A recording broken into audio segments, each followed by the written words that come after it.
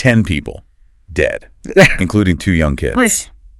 And the guy who pulled the trigger, their own family member. Wow. Yeah, it's heavy stuff. It happened over in Cetinje, Montenegro. Not exactly a place we hear about every day.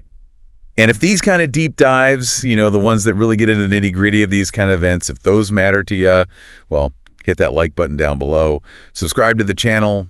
Let's unpack this together. Definitely a tough one, especially when you consider, this isn't the first time something like this has happened in Cetinje. Right. Second mass shooting in just a couple years.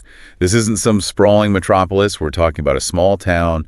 2 shootings like this, back to back. It's, it's hard to wrap your head around. Yeah, I mean, you start to wonder if there's something deeper going on. Exactly. So before we get too far into it, maybe you can set the scene for us. Montenegro, for a lot of folks, it's kind of off the radar.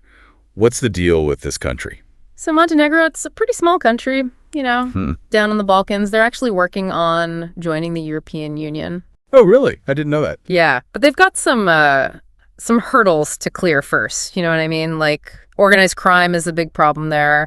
Right. Corruption, too. Not exactly the kind of stuff that screams stability. Yeah, no kidding. So we've got this backdrop of, like you said, instability, and then bam, 2 mass shootings. It's almost like, is this a gun culture thing? What's the deal with guns over there? Well, they're trying to join the EU, right? So I'd figure they've got to have some strict laws on the books, right? You'd think so, yeah. Actually, it's kind of the opposite. Guns are super ingrained in their culture as part of their history, their traditions.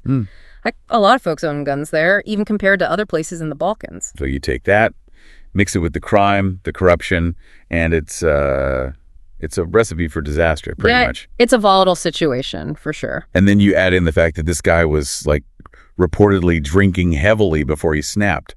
Does that happen a lot in these situations? I mean, how often does alcohol play a part in these kind of things? Oh, alcohol's definitely a factor in a lot of cases. It kind of, lowers your inhibitions, makes people more likely to act on those aggressive impulses. Yeah. This whole thing is a real wake-up call about, drinking responsibly. And not just that, but addressing any mental health stuff that might be going on, especially if alcohol makes it worse. For sure.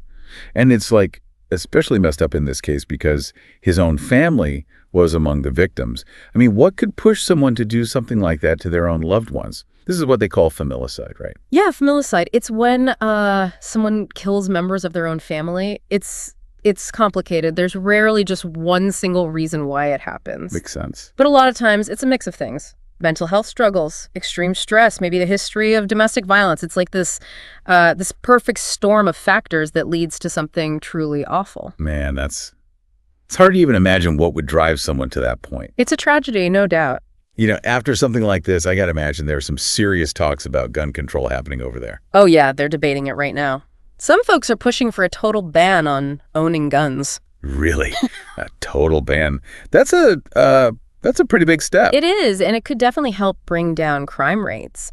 But, getting people on board in a place where guns are so tied to their culture, that's going to be a huge challenge. Yeah, that makes sense. It's not like you can just flip a switch and suddenly everyone's going to hand over their guns, right? Exactly. You got to think about how to enforce something like that. And also, you got to address the stuff that's driving people to violence in the first place, the poverty, the lack of mental health services, all that.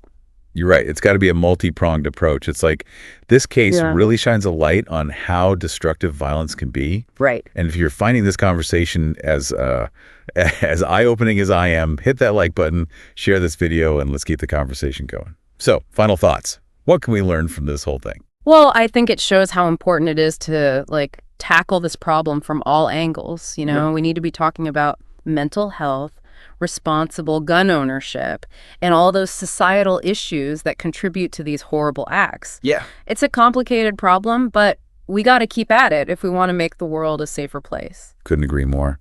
Thanks for joining me for this deep dive. It's a heavy topic, but definitely one worth talking about. Absolutely. And to everyone watching, don't forget to subscribe and hit that notification bell so you don't miss out on future episodes. Let's keep learning, keep the conversations going, and keep working towards a better future. Sounds good.